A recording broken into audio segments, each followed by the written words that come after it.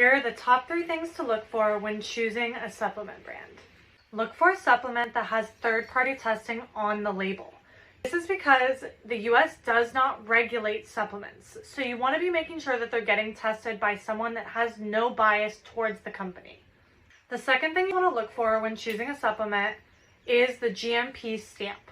So the GMP stamp means good manufacturing practices, and this makes sure that all of the manufacturing is done in a clean and safe environment and that everything is up to a quality standard.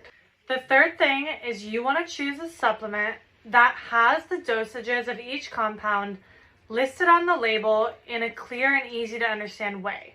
You don't want a supplement that has a proprietary blend that they don't explain exactly what's in that blend, because then they can be putting anything in, and you want to make sure that you're getting the correct dosage for whatever supplement or vitamin you're taking.